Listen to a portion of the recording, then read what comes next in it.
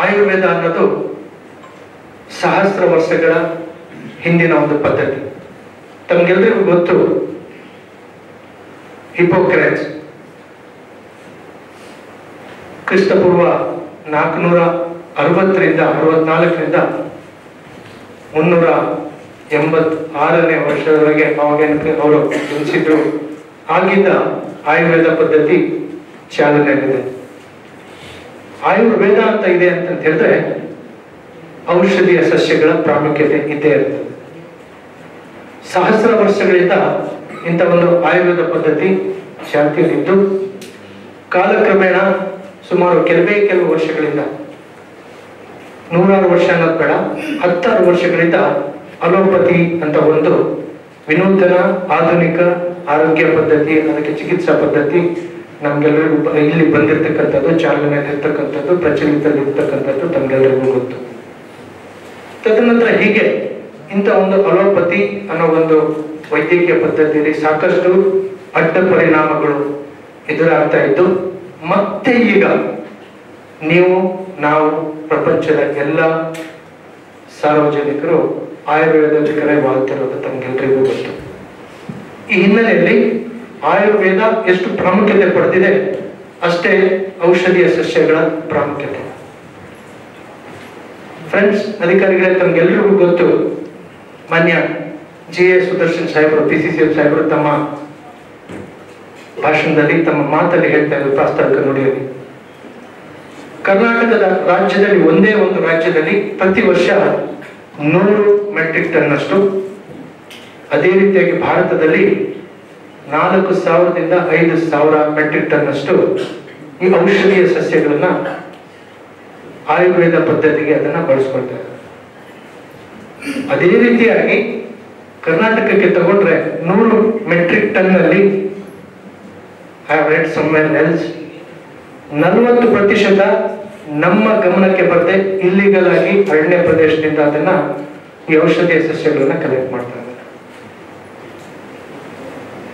40% ಅಂತ ಹೇಳಿದ್ರೆ ಇದು ನಮ್ಮ ಗಮನಕ್ಕೆ ಬಂದು ಅಥವಾ ನಮ್ಮ ಗಮನಕ್ಕೆ ಬರದೆ ಅಂತಕ್ಕಂಥದ್ದು. ಪ್ರತಿನಿತ್ಯ ನಾವು ಅರಣ್ಯ ಇಲಾಖೆಯಲ್ಲಿ ಈ ವನ ಸಂರಕ್ಷಣೆಯನ್ನ ನಾವು ಸಂರಕ್ಷಣೆ ಮಾಡ್ತಾ ಇದೀವಿ. ಅರಣ್ಯ ಸಂಪತ್ತನ್ನ ಜಸ್ಟ್ ತಮ್ಮ ಗಮನಕ್ಕೆ ಇರಲಿ, ನಾನೀಗ ದತ್ತಾಂಶ ಹೇಳಿ ತಮಗೆ ನಾನು ಆಶ್ಚರ್ಯ ಪಡಿಸ್ಲಿಕ್ಕೆ ಇಷ್ಟಪಡೋದಿಲ್ಲ. ನಮ್ಮ ರಾಜ್ಯದಲ್ಲಿ ಸುಮಾರು 4700 ಸಸ್ಯಗಳು, ಫ್ಲವರಿಂಗ್ ಪ್ಲಾಂಟ್ಸ್ ಇದೆ. 4700ರಲ್ಲಿ 2010 ಸಸ್ಯಗಳು ಮೆಡಿಕಲ್ ಔಷಧೀಯ ಸಸ್ಯಗಳ ಗುಣಗಳನ್ನು ಹೊಂದಿರತಕ್ಕಂಥದ್ದು. ಈ 2010ರಲ್ಲಿ ನಮ್ಮ ಕರ್ನಾಟಕದ ಮಾತ್ರ ಹೇಳ್ತಾ ಇದ್ದೀನಿ, ಅದರಲ್ಲಿ 1020 ಸಸ್ಯ ಪ್ರಭೇದಗಳು ಎಕ್ಸ್ಟಿಂಕ್ಷನ್ ಆಗಿದ್ದಾವೆ and are about to be extinct. ಇನ್ನು ಉಳಿದಿರ್ತಕ್ಕಂಥ 950-60 ಜಾತಿಯ ಸಸ್ಯಗಳು ನಮ್ಮಲ್ಲಿ ಪ್ರಚಲಿತದಲ್ಲಿದೆ. ಅದನ್ನ ಆ ಸಸ್ಯ ಪ್ರಭೇದಗಳನ್ನ ನಾವು ಸಂರಕ್ಷಿಸಿದ್ರೆ, ರಕ್ಷಣೆ ಮಾಡಿದ್ರೆ, ಮುಂದಿನ ಪೀಳಿಗೆಗೆ ಏನು ನಾನು ಸಹಸ್ರ ವರ್ಷಗಳ ಈ ಆಯುರ್ವೇದದ ಇತಿಹಾಸ ಅಂತ ಹೇಳ್ತಾ ಇದ್ದೀವಿ, ಇದನ್ನ ನಾವು ಸಂರಕ್ಷಣೆ ಮಾಡಿದ್ರೆ ಮುಂದಿನ ಸಹಸ್ರಾರು ವರ್ಷಗಳಿಗೆ ಈ ಆಯುರ್ವೇದ ಅನ್ನೋದೊಂದು ಪ್ರಾಮುಖ್ಯವಾದಂತ ಒಂದು ಈ ವೈದ್ಯಕೀಯ ಪದ್ಧತಿಯನ್ನು ನಾವು ಅದನ್ನ ಪಸರಿಸಬಹುದು ಅಂತ ಹೇಳಲಿಕ್ಕೆ ಇಷ್ಟಪಡ್ತೀನಿ. ನಾನು 40% ಇಲ್ಲಿಗೆಲ್ಲ ಹೋಗ್ತಾ ಇದೆ, ಅದು ತಪ್ಪು ಅಂತ ಹೇಳ್ತಿಲ್ಲ. ಆ ಇಲ್ಲಿಗ್ಯಾಲಿಟಿನ ನಾವು ಲೀಗ್ಯಾಲಿಟಿಗೆ ಹೆಂಗೆ ಕನ್ವರ್ಟ್ ಮಾಡಬೇಕು, ಪಾಲಿಸಿನ ನಾವು ಅದನ್ನ ಹೆಂಗೆ ಚೇಂಜ್ ಮಾಡಬೇಕು, ಆ 40% ಸುಸ್ಥಿರವಾಗಿ ಹೆಂಗೆ ಅರಣ್ಯದಿಂದ ಅದನ್ನ ನಾವು ಕಲೆಕ್ಟ್ ಮಾಡಿಸ್ಬೇಕು, ಅದನ್ನ ನಾವು ಡಿರೈವ್ ಮಾಡ್ಬೇಕಾಗ್ತದೆ. ಇದು ಪಾಲಿಸಿ ಡಿಸಿಷನ್ ಆದ್ರೆ ತಾವುಗಳು ಕ್ಷೇತ್ರದಲ್ಲಿ ರಕ್ಷಣೆ ಮಾಡುವಂತವ್ರು, ಬೀಟ್ ಆಫೀಸರ್ ಇಂದ ಹಿಡಿದು ರೇಂಜ್ ಆಫೀಸರ್ಸ್ಗಳವರೆಗೆ ಯೂನಿಫಾರ್ಮ್ ಹಾಕೊಂಡು ತಾವೆಲ್ಲ ಇದ್ದೀರಿ. ಈ ಸಂಪತ್ತನ್ನ ನಾವು ಯಾವ ರೀತಿ ರಕ್ಷಣೆ ಮಾಡಬೇಕು, ಮನುಷ್ಯನಿಂದ ಅಡ್ಡ ಪರಿಣಾಮವಾಗಿ ಅದನ್ನ ಹೆಂಗೆ ಕಲೆಕ್ಷನ್ ಮಾಡಿಸೋದನ್ನ ಹೆಂಗೆ ತಡಿಬೇಕು, ಅದನ್ನ ಹೆಂಗೆ ಉತ್ತೇಜನ ಮಾಡಿ ಸುಸ್ಥಿರವಾಗಿ ಅದನ್ನ ಬೆಳೆಸ್ಬೇಕು, ಬಳಸಬೇಕು. ಹಾಗೇನೆ ಜೊತೆಗೆ ಕಾಡಲ್ಲಿರ್ತಕ್ಕಂಥ ಈ ಒಂದು ಸಂಪತ್ತನ್ನ ಜೊತೆಗೆ ನಮ್ಮಲ್ಲಿರ್ತಕ್ಕಂಥ ಸಾರ್ವಜನಿಕರ ಹೊಲದಲ್ಲಿ ಆದಷ್ಟು ಮಟ್ಟಿಗೆ ಈ ಔಷಧೀಯ ಸಸ್ಯಗಳನ್ನ ಬೆಳೆಸಲಿಕ್ಕೆ ನಾವು ಹೇಗೆ ಪ್ರೇರೇಪಿಸಬೇಕು, ಆ ರೈತರಿಗೆ ಇದರ ಪ್ರಾಮುಖ್ಯತೆಯನ್ನು ನಾವು ಹೇಗೆ ಹೇಳ್ಕೊಡ್ಬೇಕು ಅನ್ನೋದು ನಮ್ಮ ಮುಂದಿರುವ ದೊಡ್ಡ ಸವಾಲು. ಈ ಸವಾಲನ್ನು ನಾವು ಮೆಟ್ಟು ನಿಂತಿದ್ವಿ ಅಂತೆ ಆದ್ರೆ ಜೀವ ವೈವಿಧ್ಯವನ್ನು ನಾವು ರಕ್ಷಣೆ ಮಾಡ್ತೀವಿ, ನಮಗೆ ಕೊಟ್ಟಿರ್ತಕ್ಕಂಥ ಕರ್ತವ್ಯವನ್ನು ನಾವು ನಿರ್ವಹಿಸ್ತೀವಿ ಅಂತ ಹೇಳ್ಕೊಂತ ಈಗ ಮಾನ್ಯ ಮುಖ್ಯ ಕಾರ್ಯನಿರ್ವಾಹಕ ಅಧಿಕಾರಿಗಳು ತುಂಬಾ ಸೂಕ್ಷ್ಮವಾಗಿ ಹೇಳಿದ್ರು ನಮ್ಮ ರೋಲ್ ಏನು. ಬರೀ ಈ ಅರಣ್ಯ ಇಲಾಖೆ ಅಷ್ಟೇ ಅಲ್ಲ ಈ ಸಂರಕ್ಷಣೆಯಲ್ಲಿ ಕೈ ಜೋಡಿಸೋದು, ಪ್ರತಿಯೊಬ್ಬ ಸಾರ್ವಜನಿಕನಿಗೂ ಕರ್ತವ್ಯ ಇದೆ. ಆ ಸಾರ್ವಜನಿಕರಿಗೆ ಗೊತ್ತಾಗಂಗೆ ಅವ್ರಿಗೆ ಅರಿವು ಮೂಡಿಸೋ ಜವಾಬ್ದಾರಿ ನಮ್ಮ ಮೇಲಿದೆ. That is the fundamental duty of hours. ನಾವು ಇದನ್ನು ನಾವು ಮಾಡ್ಬೇಕಾಗ್ತದೆ. ಫ್ರೆಂಡ್ಸ್, ಈಗ ತಮ್ಗೆಲ್ರಿಗೂ ಗೊತ್ತು, ಒಂದು ತಿಂಗಳ ಹಿಂದೆ ವನ್ಯಜೀವಿಗಳದ್ದು ಏನೋ ಇಲ್ಲಿಗಲ್ ಟ್ರೇಡ್ ಮತ್ತೆ ಆಗಿರ್ತಕ್ಕಂಥ ವನ್ಯಜೀವಿಗಳ ಕೆಲವು ವಸ್ತುಗಳನ್ನ ಉಪಯೋಗಿಸ್ಕೊಳ್ತಾ ಇರೋದು ಅದು ತಪ್ಪು. ಅದನ್ನ ನಾವು ಯಾರು ಕೂಡ ಅದನ್ನು ಧರಿಸಬಾರ್ದು, ಅದನ್ನು ಉಪಯೋಗಿಸಬಾರ್ದು ಅಂತ ಈಗ ಪ್ರಚಲಿತದಲ್ಲಿದೆ.